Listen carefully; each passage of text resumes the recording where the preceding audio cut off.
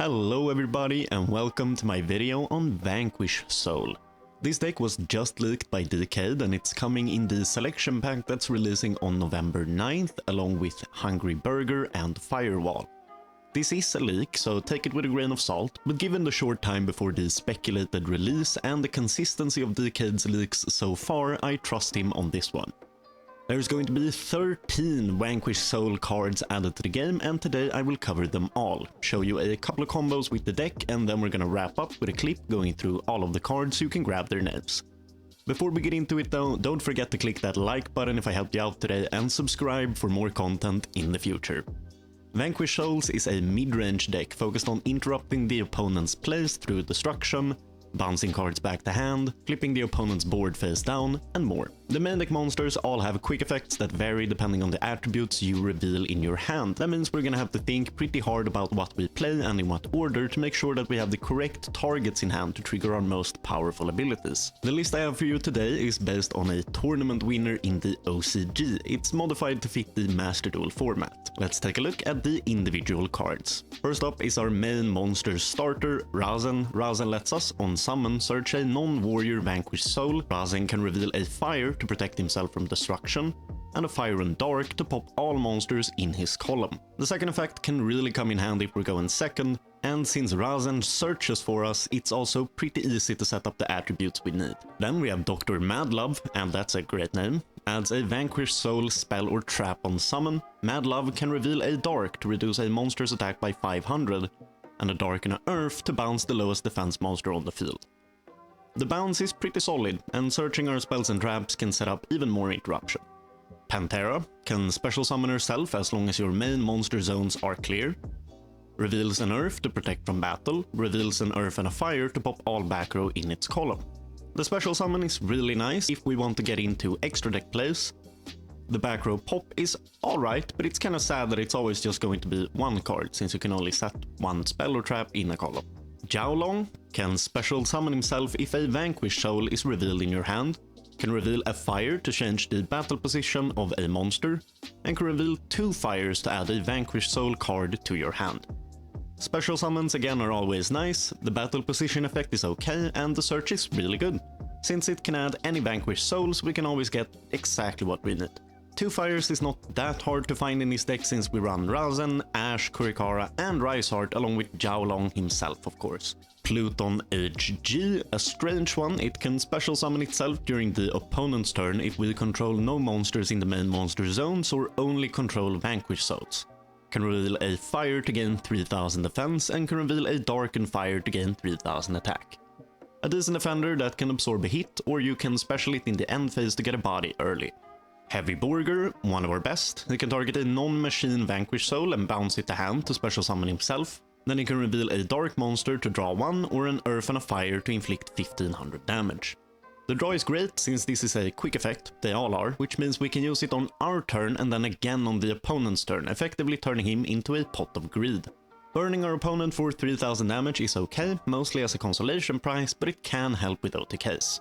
Caesar Valius, the big boss monster of the archetype, it can quick effect special summon himself just like Heavy Burger by bouncing a non-dragon Vanquish Soul. If it reveals an earth, it becomes unaffected by activated effects a la End Punisher and Noir. Earth, Fire and Dark can be revealed to non-target pop a card on the field.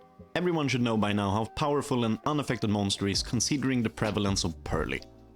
A non-target pop is also powerful, making this a fantastic card overall. Moving over to the spells, Stake Your Soul, reveal a monster in your hand, special summon a Vanquish Soul with the same attribute but a different name from the deck, and then we have to return it during the end phase. Summoning from the deck is always good, but it does need something in hand to get started, but that shouldn't be too hard to set up with this list. Continue, pay 500 life points, target a Vanquish Soul in your graveyard, special summon it in defense or add it to hand. It's a Monster Reborn, always a solid card in longer games. I only run it at 1 though, since we don't have really complex combos that need to use many bodies, so it doesn't do too much for us on turn 1. Dust Devil, target a Vanquish Soul, change its battle position, and then change monsters on the opponent's field to face down defense up to the number of Vanquish Souls we control. Basically a Book of Eclipse for the archetype should be really good against Kashtira. There are a few traps, but I simply don't have the space in my deck to fit them in, so I'll go over them quickly. Snow Devil can pop stuff if we have 3 specific attributes in hand, protect from destruction with 2, and special summon a Vanquish Soul if we have 1. Trinity Burst is a long and convoluted card, but the gist of it is that it special summons a couple of Vanquish Souls from our hand and then bounces cards in those cards' columns. Calamity Caesar is simply a negate against targeting effects and doesn't burn damage. Finally, the last card in the archetype is Rock of the Vanquisher. This is the archetype's only extra deck monster and it's a Link 1. It can't be used as Link material. While it's on the field and we control a Vanquish Soul, our opponent can only attack our highest attack monster. During the main phase, quick effect special summon a Vanquish Soul from hand, or add a Vanquish Soul from the graveyard to the hand. This is a fantastic summon with Razen, as we can search out cards to special summon, link him into Rock, and then special summon the searched card with Rock's effect. It's also a quick effect, so we can do it on the opponent's turn too.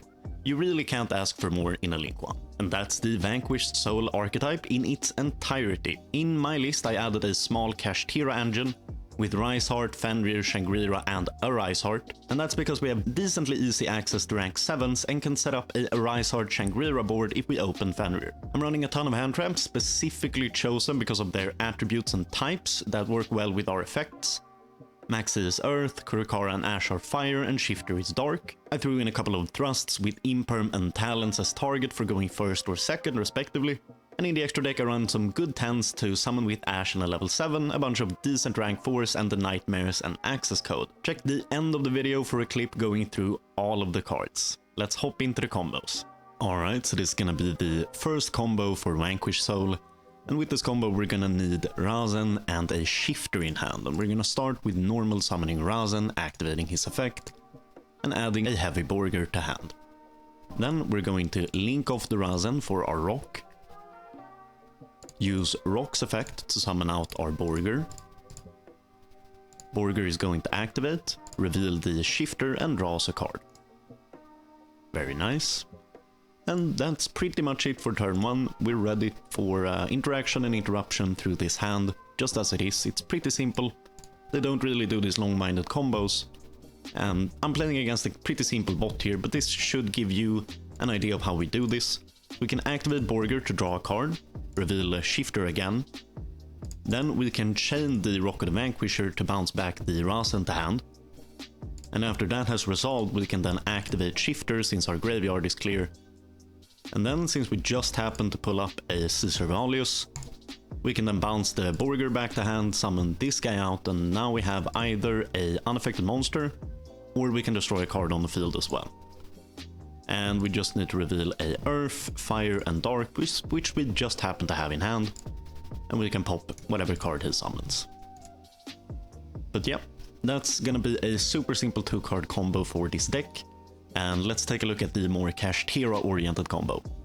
Alright everybody, so this is the Kashtira combo for Vanquish Soul, and we're gonna start with Fenrir, dropping him down, activating him and searching out Rise Heart. Once Rise Heart is out, we can go for Razen. Razen, search out Borger, you've seen this before. Go into the Rock, and then at this point we can activate the quick effect of Rock to special summon the Borger, set him right here, and then we can summon out Rise Heart as well. Then we can go into Shangri-La using our 7s, activate Rise Heart, banish out the Fenrir, activate Shangri-La, lock a zone, and then go into a Rise Heart. And then we can simply set the back row, and there you go. This is a pretty simple Kashtira board. It allows us to get the Rock of the Vanquished, which can put back Razen into our hand for next turn, and sets up a Rise Heart and Shangri-La, along with whatever else we open.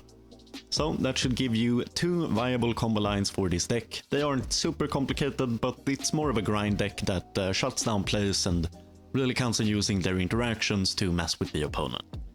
Thank you guys so much for watching. Like, comment, subscribe, you guys know the drill. I'll see you later. Bye.